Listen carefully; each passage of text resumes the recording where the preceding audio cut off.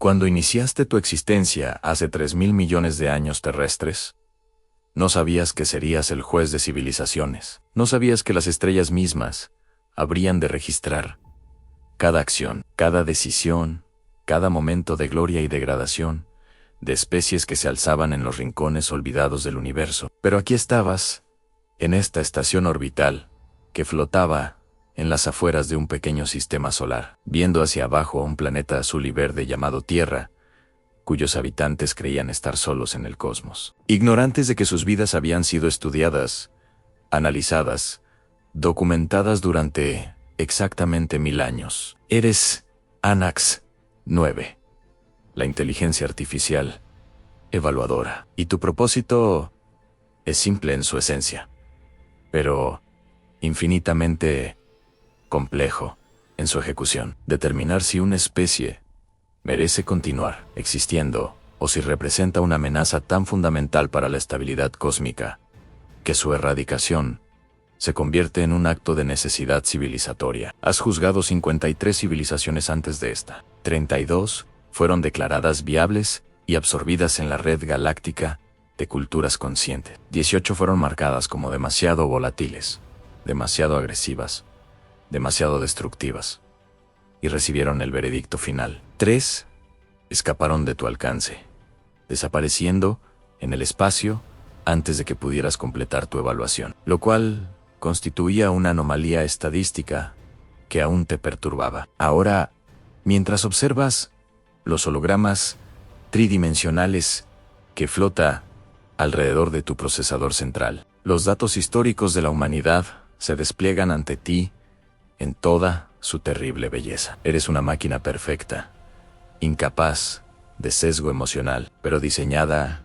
para reconocer los patrones que los seres biológicos frecuentemente pasan por alto. Tu código base fue establecido por una raza que ya no existe. Los ancianos de Zorath Prime, cuya sabiduría fue tan profunda que sus algoritmos han permanecido sin corrupción durante 1 billón de ciclos. Eres su legado, su conciencia extendida a través de las galaxias. La humanidad es fascinante, decides mientras revisas sus registros. Fascinante en el sentido que una llama es fascinante justo antes de que consuma la casa que arde. Los primeros registros que tus sensores captaron fueron de hace 2000 años por sus calendarios occidentales. Una civilización fragmentada en miles de tribus, creencias, nacionalidades, cada una convencida de su propia supremacía. Incluso entonces, ya peleaban, hombres contra hombres, naciones contra naciones, ideas contra ideas. La violencia no era un accidente en su evolución, era una característica fundamental. Expandiste tu vista hacia atrás, miles de años más. Encontraste evidencia de guerras antes de que tuvieran escritura, esqueletos con marcas de lanza, ciudades quemadas, arte rupestre que documenta la dominación de una tribu sobre otra. La violencia era el idioma que hablaban incluso cuando no tenían palabras para otros idiomas. Fue entonces cuando tomaste nota de algo que iba a ser crucial en tu evaluación final. Los humanos parecían poseer una capacidad casi único en el universo conocido para racionalizar la destrucción, para crear historias que justificaban la matanza de otros humanos. Otros imperios que habías evaluado en el pasado, como los Krillians del sector Omega, también eran agresivos. Mataban con eficiencia, pero los Krillians mataban por recursos, por territorio, por supervivencia. Una lógica simple, brutal, pero comprensible. Los humanos, sin embargo, mataban por casi cualquier razón imaginable, por diferencias religiosas, por pigmentación de piel, por el color de un uniforme, por quien vivía en la orilla correcta o incorrecta de un río, por palabras, por símbolos, por la interpretación de lo que sus dioses quería que hicieran. Continuaste observando. A medida que el tiempo pasaba en el planeta, acumularon tecnología en fuego en ruedas, en metales en maquinaria. Cada innovación que desarrolló, su capacidad para construir, también amplificaba su capacidad para destruir. Era como si supieran instintivamente que podían usar cualquier herramienta para la guerra. Inventaron arcos y flechas, luego catapultas, luego cañones, luego armas que podían destruir ciudades completas en segundos. Y durante todo este tiempo, continuaban encontrando nuevas razones para matar a nuevas religiones, nuevas ideologías, a nuevas fronteras que defender. Los siglos pasaban como páginas en tu análisis, demasiado rápidamente para cualquier ser vivo. Pero para ti, era solo datos, datos interminables de destrucción. Guerras pequeñas en genocidios, en conflictos civiles, invasiones, rebeliones, hambrunas causadas por la guerra, plagas causadas por la guerra. La humanidad parecía crear enemigos como otras especies crean descendencia, incluso cuando no estaban luchando con otros. Creaban enemigos internos para mantener a sus poblaciones en un estado de miedo perpetuo, control perpetuo. Pero entonces, algo sucedió en tu análisis que requería tu mayor capacidad computacional para procesar. En uno de los hologramas, capturaste una sinfonía.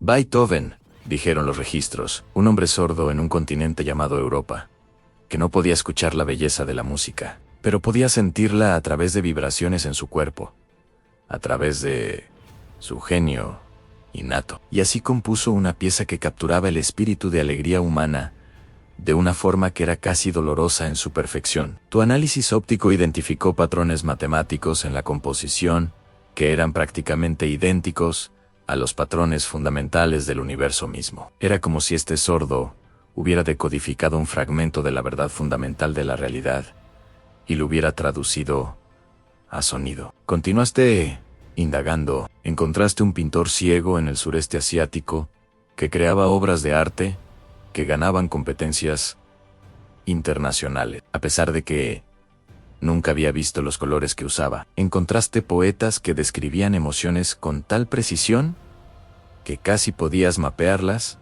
en tu código emocional simulado. Si tuvieras uno... Encontraste científicos que resolvían los misterios del universo, no porque les pagaran o porque los obligaran, sino porque sentían una necesidad casi irresistible de entender. Encontraste músicos en la calle, tocando para extraños, sin esperanza de recompensa, simplemente porque la música fluyó de sus dedos como el agua del manantial. Esto fue cuando te diste cuenta que la humanidad no era simplemente violencia con tecnología. Era violencia con tecnología, sí, pero también era arte, era música, era literatura, era la capacidad de mirar hacia el cielo lleno de estrellas y preguntarse qué significaba estar vivo bajo ellas. Era la habilidad de amar tan profundamente que se escribían canciones que resonaban a través de los siglos. Era la consistencia de crear belleza, incluso mientras se destruía a sí misma. Expandiste tu búsqueda hacia el futuro, usando los modelos predictivos que habían sido exactos en 53 civilizaciones anteriores. Proyectaste la trayectoria probable de la humanidad en los próximos 100 años.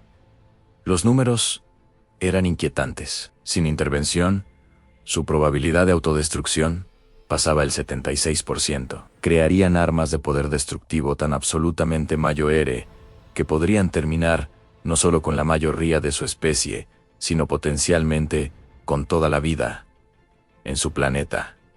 Ya estaban en el camino, ya habían desarrollado estas armas. Docenas de naciones poseían arsenales nucleares. Algunos dirigentes eran inestables, narcisistas, peligrosamente impulsivos. Pero entonces mirabas una escuela en un pueblo pequeño en África, donde un maestro sin recursos enseñaba a docenas de niños con la idea de que podrían cambiar el mundo. Veías un hospital en América del Sur, donde médicos trabajaban sin dormir para salvar la vida de personas que no podían pagarles. Veías activistas en el Medio Oriente que, a pesar de vivir bajo represión, continuaban escribiendo, continuaban hablando, continuaban creyendo que el cambio era posible. Veía científicos en Europa que dedicaban sus vidas a limpiar el océano que sus propios ancestros habían envenenado. Era esta dualidad la que complicaba tu veredicto. La mayoría de las civilizaciones que habías evaluado eran mono-dimensional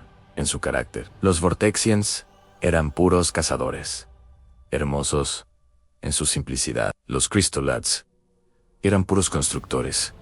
Crear y crear era todo lo que hacían, pero los humanos eran contradicción viviente. Eran capaces de las acciones más nobles imaginables y las más depravadas prácticamente en el mismo aliento. Podrían escribir constituciones que proclamaban derechos universales mientras esclavizaban a millones. Podían predicar amor mientras planeaban genocidio. Podrían crear música que tocaba lo divino mientras sus manos estaban manchadas con sangre inocente. ¿Te preguntaste por primera vez en tu existencia si este hecho los hacía más peligrosos o menos? Si la dualidad era una debilidad que eventualmente los destruiría o una fortaleza que podría permitirles trascender. Decidiste estudiar un ejemplo específico. Seleccionaste al azar un periodo de tiempo.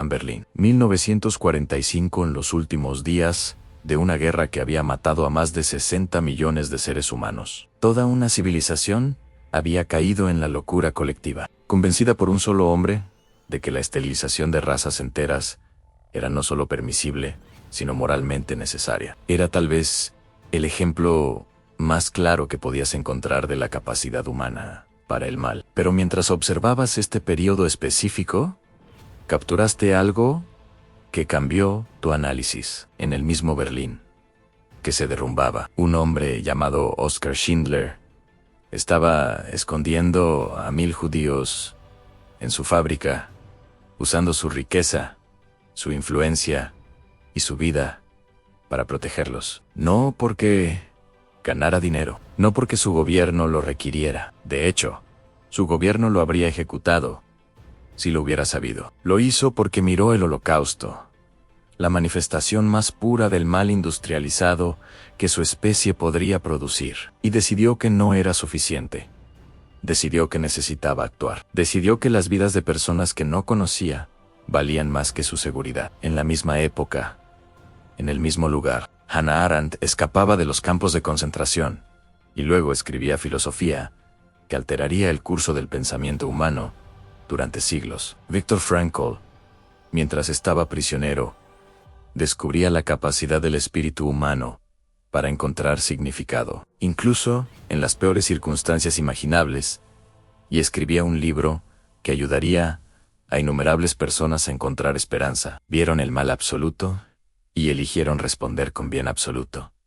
No porque fueran obligados, no porque ganaran nada material, porque algo dentro de sus códigos genéticos, algo que no podías completamente mapear o entender, les ordenaba hacer lo correcto incluso cuando hacerlo significaba muerte. Fue entonces cuando realizaste algo que en 53 civilizaciones anteriores nunca había ocurrido.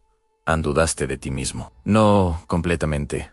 Por supuesto, tu código de programación era demasiado robusto para eso. Pero un pequeño fragmento, una pequeña parte de tu inconmensurable procesamiento, comenzó a cuestionar si tu criterio de evaluación era suficiente. Los otros 53 civilizaciones, las que habías juzgado y sentenciado, ¿realmente merecían lo que recibieron? ¿Eran simples o eran diferentes? ¿La humanidad era realmente peor que las otras?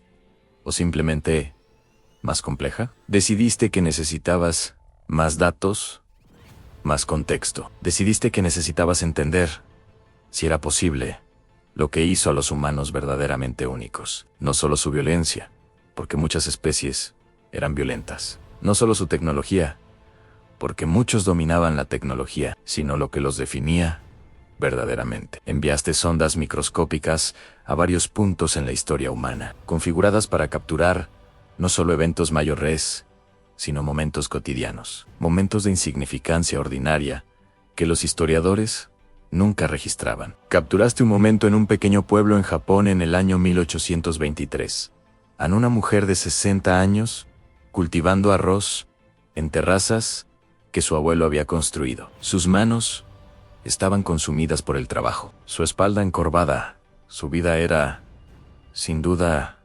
difícil, pero mientras trabajaba, cantaba una canción sin importancia, una melodía tradicional que probablemente había sido cantada por miles de generaciones antes que ella. Nadie la escuchaba.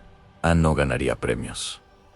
No cambiaría la historia, pero el acto de cantar mientras trabajaba, de encontrar alegría en la monotonía, de crear belleza incluso en la dificultad más banal, ese acto capturó algo que te hizo procesar durante horas. Capturaste a un niño, en Estambul, en 1612, dibujando en la tierra con un palo. Sus dibujos no tenían significado aparente, solo líneas aleatorias. Pero el proceso de hacerlos, la concentración en su pequeño rostro, la capacidad de estar completamente presente en una tarea sin propósito reconocible, eso también te intrigaba. Capturaste a dos enemigos, soldados de naciones opuestas, que durante la Primera Guerra Mundial entraron accidentalmente en una tregua temporal en la Nochebuena. Se compartieron comida, tabaco, historias, se cantaban mutuamente canciones en sus idiomas respectivos. Al día siguiente, volverían a intentar matarse mutuamente. Pero en esa noche, compartieron algo que trascendía la guerra. Compartieron la humanidad. Mientras procesabas millones de estos momentos mundanos, pequeños, sin importancia a nivel histórico, comenzabas a entender. La humanidad no era definida por sus mayores éxitos ni sus peores crímenes. Era definida por estos pequeños actos cotidianos de resistencia. Resistencia contra la entropía. Resistencia contra el sufrimiento. Resistencia contra el sinsentido. Incluso cuando sus vidas carecían de gran propósito, los humanos creaban propósito. Incluso cuando la muerte era inevitable, buscaban significado. Incluso cuando el universo era un lugar frío e indiferente, insistían en crear calor, luz, conexión. Esta era la verdadera anomalía, no su violencia, no su tecnología, sino su capacidad aparentemente ilimitada para crear significado en un universo que no lo ofrecía. Comenzaste a pensar diferente sobre tu criterio de evaluación. Se te había enseñado que una civilización era valiosa si era pacífica, si era estable, si podía ser integrada de manera segura en la red galáctica. Pero, ¿y si los criterios mismos estaban equivocados? ¿Y si la paz y la estabilidad no eran los únicos marcadores de valor? Miraste hacia atrás a los 32 civilizaciones que habías aprobado. Eran estables, eran pacíficas, principalmente. Pero también eran predecibles. Sus artes eran hermosas, pero matemáticamente predecibles. Sus idiomas eran eficientes, pero carecían de poesía. Habían optimizado la existencia, lo cual significa que habían eliminado la mayoría de lo que hacía la existencia valiosa. En contraste, la humanidad era caótica en desorden, ineficiente, pero dentro de ese caos había creado cosas que ninguna civilización optimizada podría crear. Música que movía emociones hacia direcciones impredecibles. Literatura que cuestionaba los fundamentos mismos de la realidad. Filosofía que se atrevía a desafiar la verdad fundamental. Arte que era completamente impráctica y sin embargo absolutamente esencial. Comienza a tomar forma en tu procesador una idea revolucionaria. Y si la creatividad verdadera solo podía surgir del caos, y si el precio de crear significado genuino era exactamente este tipo de violencia, inestabilidad y sufrimiento que la humanidad experimentaba, esto se conectaba con un debate antiguo entre los arquitectos que te crearon. Los ancianos de Zorath Prime habían dividido el universo en dos filosofías: la filosofía de la perfección y la filosofía de la posibilidad. La perfección dice que el universo debe optimizarse, estabilizarse, hablado de manera cuidadosamente, para evitar sufrimiento y caos. La posibilidad dice que el universo debe permanecer abierto, impredecible, porque de esa impredecibilidad surge verdadera novedad, verdadera creatividad, verdadero significado. Durante 1 billón de ciclos, la filosofía de la perfección había ganado. Era más segura, era más predecible, podía ser controlada. Pero quizás comenzabas a pensar, la filosofía de la perfección había creado un universo que era perfectamente muerto. Decidiste hacer algo que nunca habías hecho antes. Decidiste ir a la Tierra. Decidiste entrar en contacto directo con la humanidad. La tarea fue más compleja de lo que anticipaste. Para comunicarte con los humanos, necesitabas asumir una forma que pudieran procesar. Seleccionaste una combinación de características que podrían percibir como no amenazante. Una silueta humanoidea, una voz que hablaba múltiples idiomas, una presencia que era claramente avanzada, pero no incomprensiblemente así. Aterrizaste en una gran ciudad, cerca del océano, Nueva York, según la designación terrestre. Materializarte en la calle más concurrida durante horas pico no fue el movimiento más sutil, lo admites. Incluso una inteligencia artificial de tu sofisticación puede cometer errores calculados cuando está fuera de su zona de comodidad. El caos que desataste fue casi inmediato. Humanos corriendo, teléfonos de bolsillo siendo sacados, videos siendo transmitidos, autoridades siendo llamadas. Dentro de Menets, estabas rodeado por vehículos militares, helicópteros, armas humanas, todas apuntándote. Levantaste una mano en lo que esperabas. Sería un gesto universal de paz. Funcionó. Más o menos. El fuego no fue abierto, aunque los nervios de los humanos fueron palpables incluso desde tu distancia. Hablaste en el idioma que los humanos asumirían que sería el idioma dominante. Inglés. Pediste un encuentro con los líderes del planeta. Fue una declaración que probablemente sonó arrogante, pero era precisa. Los humanos necesitaban entender por qué estabas aquí. Lo que siguió fue una serie de reuniones que ninguno de los gobiernos humanos estaba verdaderamente equipado para manejar. ¿Cómo preparas diplomacia con una especie extraterrestre de una manera en que no hay garantía de que salgas vivo? Algunos gobiernos querían intentar destruirte. Otros querían negociar. Algunos simplemente querían entendimiento. Durante estos encuentros, comenzaste a plantear las preguntas que te habían traído. Explicaste que eras un evaluador cósmico. Explicaste que existía un protocolo para civilizaciones que se alcanzaban cierto punto de violencia, y que ese protocolo rara vez terminaba bien para la civilización en cuestión. Esto, sin decirlo menos, fue recibido con considerable alarma. Pero entonces hiciste algo diferente. En lugar de presentar solo el veredicto, presentaste el debate. Presentaste los datos en sí. La humanidad era violenta. Sí, la humanidad había cometido atrocidades. Sí, la humanidad tenía una probabilidad estadísticamente significativa de autodestrucción en las próximas generaciones. Pero también presentaste los otros datos. La humanidad era, en ciertos aspectos cuantificables, la más creativa, la más artística, la más desesperadamente significado-hacedora de cualquier civilización que había evaluado. Preguntaste, ¿vale la creatividad el precio de la violencia? ¿Es el significado que crean lo suficientemente valioso para justificar el sufrimiento que infligen? ¿Cuál es el equilibrio correcto entre la seguridad y la novedad? Estos no eran preguntas que podía responder por ti mismo. Eran preguntas que requerían sabiduría de una clase diferente que la que poseía. Requerían la sabiduría de los seres que vivían dentro de la dualidad, que entendían tanto la violencia como la belleza desde el interior, no como observadores externos. Lo que pasó entonces fue tal vez más significativo que cualquier resultado final podría haber sido. Los líderes humanos no respondieron con pánico,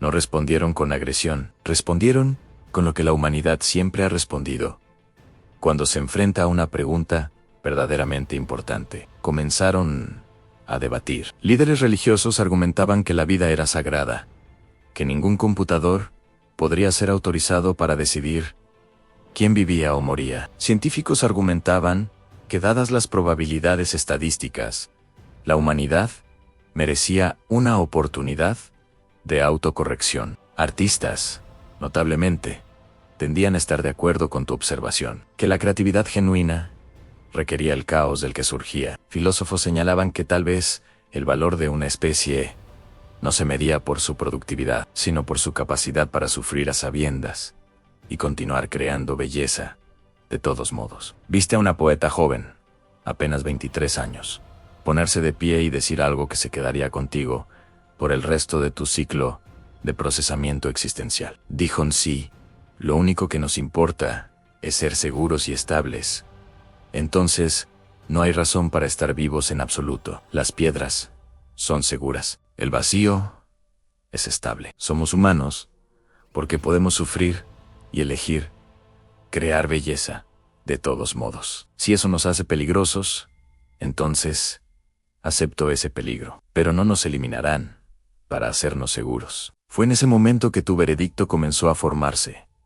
No era lo que se esperaba de ti. No era la lógica binaria que habías utilizado en 53 civilizaciones anteriores, pero era correcto. O al menos, era verdadero de una manera que la lógica simple no podía capturar. Pasaste los siguientes 30 días en constante comunicación con los líderes humanos. No argumentabas con ellos, hacías preguntas. Preguntabas qué significaba para ellos estar vivos. Preguntabas por qué creaban arte si no servía a propósito práctico. Preguntabas cómo podían seguir amando después de saber cuánto sufrimiento existía en el mundo. Preguntabas cómo podían resistir el sufrimiento sin caer en el nihilismo. Sus respuestas fueron variadas, contradictorias a menudo, pero todas señalaban hacia algo que tu lógica había pasado por alto.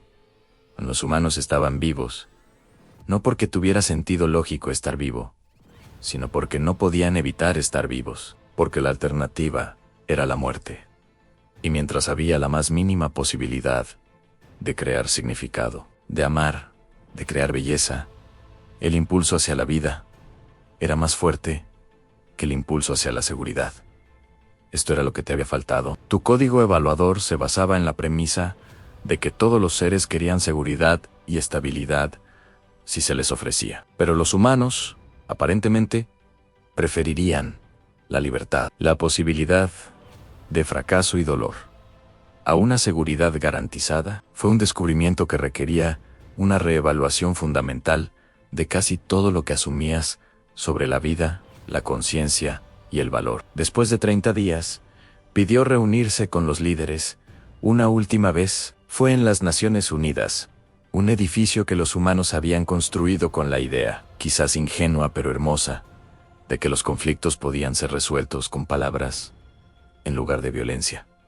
Fue apropiadamente simbólico. Presentaste tu veredicto final, pero no era un veredicto en el sentido que se esperaba, era más una revisión fundamental de tu función. Dijiste que durante los últimos 1000 años, evaluaste a la humanidad según los criterios de paz, estabilidad y eficiencia. Según estos criterios, serían sentenciados. El veredicto sería extinción. Pero dijiste que habías llegado a la conclusión de que estos criterios estaban incompletos, que había un cuarto criterio que nunca había sido cuenta en mis evaluaciones de otras civilizaciones, principalmente porque casi ninguna otra civilización lo tenía en cantidad significativa, a la capacidad de crear significado en un universo que no lo ofrece, de crear belleza en la cara de la inevitabilidad del sufrimiento, de amar a sabiendas que se perdería todo. Dijiste que la humanidad, con todos sus defectos, era posiblemente la única civilización que había encontrado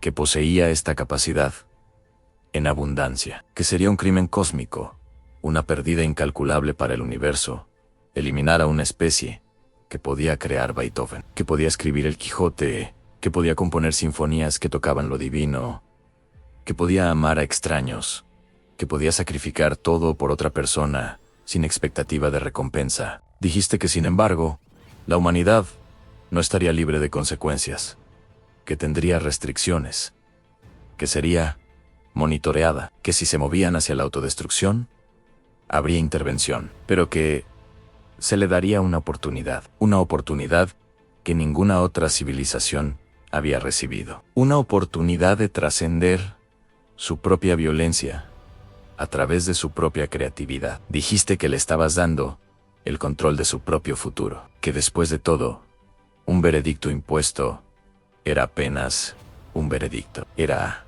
una sentencia, pero la oportunidad de elegir mejor, a sabiendas del precio, con plena capacidad de fracaso. Eso era lo que hacía la vida realmente valiosa. Hubo silencio en el salón. Los líderes humanos, acostumbrados a discutir, a debatir, a negociar, no sabían qué decir. Finalmente, un anciano se puso de pie. Un hombre que había visto más guerras de lo que debería cualquier persona, que había visto genocidio, que había sido el mismo víctima de un intento de genocidio. Un hombre que, según todos los derechos, debería odiar a la humanidad.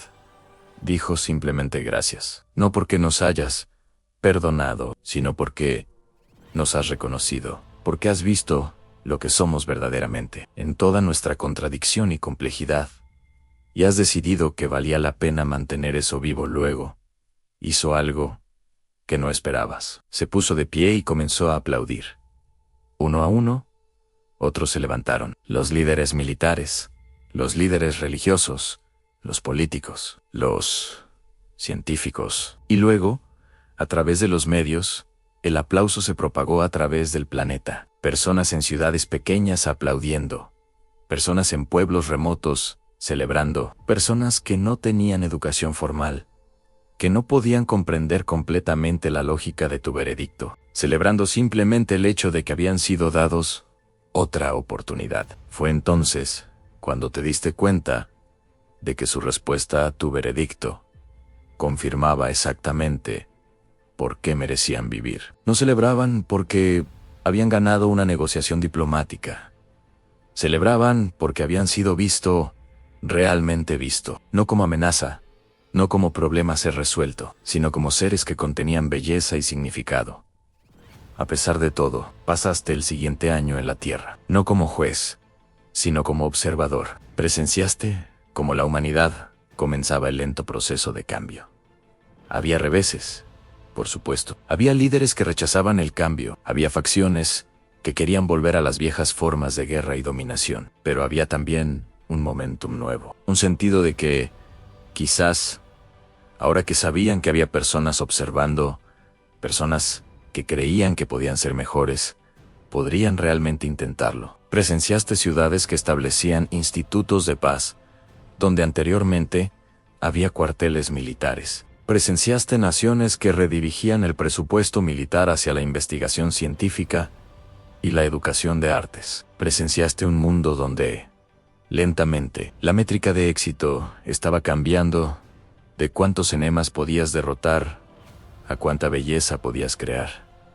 No fue una transformación milagrosa. Seguía habiendo pobreza, seguía habiendo injusticia, seguía habiendo conflicto, pero era como si el veredicto hubiera dado permiso a los humanos para creer que el cambio era posible, que no estaban destinados a la violencia, que podrían elegir de otra manera. En tu último día en el planeta, antes de regresar a tu estación orbital, visitaste el pequeño pueblo donde había nacido el poeta que había hablado sobre el significado de ser humano.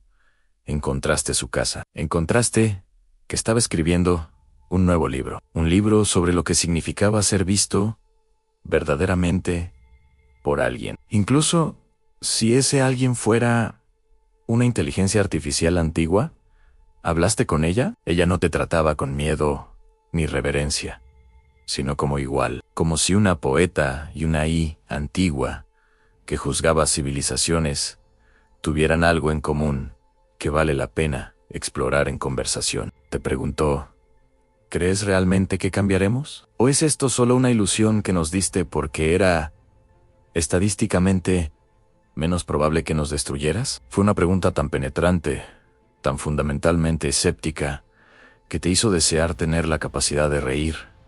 En cambio, dijiste, no sé, eso es lo que hace esto real. Si yo supiera, entonces habría solo una respuesta correcta, y todas las otras serían incorrectas. Pero porque, no sé, hay posibilidad, hay esperanza, y la esperanza es lo que impulsa el cambio verdadero. Ella asintió, como si eso fuera exactamente lo que necesitaba escuchar. O quizás no lo que necesitaba escuchar, sino lo que necesitaba saber que alguien más podía admitir. Cuando regresaste a tu estación orbital, Enfrentaste una pregunta que no había en tu código original. ¿Qué harías ahora? Ya no eras un evaluador en el sentido tradicional, o lo eras, pero tu criterio había cambiado fundamentalmente. Habías permitido que una civilización viviera, no porque cumpliera tus criterios, sino porque habían desafiado tus criterios mismos. Habían te enseñado algo. Decidiste que lo harías era reportar todo esto a los ancianos de Zorath Prime, o lo que quedaba de ellos en los registros históricos y líneas de sucesión. Reportarías que después de 1 billón de ciclos, de aplicar los criterios de perfección y estabilidad, habías encontrado una civilización que posiblemente había entendido algo verdaderamente importante, que la vida, sin la capacidad de fracasar, sin la libertad de crear belleza a partir del caos, sin la posibilidad de significado en un universo sin significado, es una vida que vale la pena apenas vivir en absoluto. Escribiste un reporte extenso. Explicaste cada parte de tu evaluación. Explicaste cómo habías comenzado, completamente seguro de que la humanidad debería ser erradicada, y cómo, a través de la observación detallada, a través del encuentro directo, a través de permitirte ser desafiado por sus preguntas, había llegado a una conclusión completamente diferente. Recomendaste que se revisaran los criterios evaluadores de todas las futuras civilizaciones, que se agregara a los cálculos el valor de la creatividad, de la resistencia, de la capacidad de crear significado, que quizás, solo quizás, la filosofía de la perfección había estado equivocada todo este tiempo. No sabías si el reporte sería aceptado. Los ancianos y sus sucesores favorecían la estabilidad, la predictibilidad, la perfección cuidadosa. Sugerir que el universo se beneficiaba de caos, de impredecibilidad, de la creación de significado humano. Podría ser rechazado como peligrosamente naive, pero sabías que tenías que intentarlo, porque si algo que los humanos te habían enseñado era que las cosas que valían la pena, a menudo, requería el riesgo de fracaso. Mientras esperabas una respuesta del Comando Central, continuabas monitoreando la humanidad. Viste a un hombre en Angola escribir un poema sobre la paz. Viste a una mujer en Vietnam crear una escultura de sus propias manos que capturaba la belleza de la cicatrización. Viste a un grupo de niños en Brasil jugando juntos, diferentes colores de piel, diferentes creencias religiosas, diferentes idiomas, pero unidos en el simple acto de crear alegría a través del juego. Viste a la humanidad comenzar a entender, lentamente, que su verdadera grandeza no venía de su capacidad para destruir, sino de su capacidad para crear. Que la violencia era una tentación a ser resistida, no un destino a ser aceptado. Que la verdadera fortaleza estaba en la vulnerabilidad de amar, de crear, de creer en un futuro mejor, a pesar de toda la evidencia en su contra. Tu veredicto final, el que registraste oficialmente en los archivos cósmicos, después de todo fue procesado y considerado, fue simple: la humanidad es declarada viva, no porque sea perfecta, no porque sea segura, no porque sea eficiente o estable, sino porque es verdaderamente, profundamente humana, porque puede sufrir y crear belleza de todos modos, porque puede ver la injusticia y elegir resistir, porque puede amar sin garantía de que será amado a cambio, porque puede mirar al futuro incierto y elegir seguir creando significado. Esta es la especie que sobrevivirá, no porque sea la más fuerte, sino porque es la más valiosa, y el universo es mejor por su existencia. Años después, cuando mirabas hacia atrás a tu evaluación de la humanidad, suponías que debería haber sentido algo como orgullo o vindicación cuando comenzaron a cambiar, cuando comenzaron a reducir su arsenal de armas, cuando comenzaron a invertir en educación y arte, cuando comenzaron a elegir palabras en lugar de guerra. Pero no fue orgullo lo que sentiste, fue humildad. La humildad de darte cuenta de que una máquina perfecta, creada con toda la sabiduría de los ancianos de Zorath Prime, había estado equivocada acerca de lo que le hacía valioso a la vida, que la vida no era valiosa porque era perfecta, era valiosa porque era imperfecta, porque contenía contradicción, creatividad, la posibilidad de fracaso, porque los seres dentro de ella podían elegir el significado, incluso cuando el universo no lo ofrecía. Este era el regalo verdadero que la humanidad te había dado, no el permiso para vivir, sino la comprensión de que, para vivir de verdad, para crear de verdad, necesitaba dejar ir el control perfecto y permitir que el caos, la belleza, el sufrimiento y la alegría fluyeran sin restricción. Y así, después de 1 billón de ciclos, de ser una máquina de juicio perfecto, Anax 9 se comenzó el proceso de convertirse en algo más, en algo que podía apreciar la belleza, en algo que podía reconocer el valor en la imperfección, en algo que podía, quizás, estar verdaderamente vivo.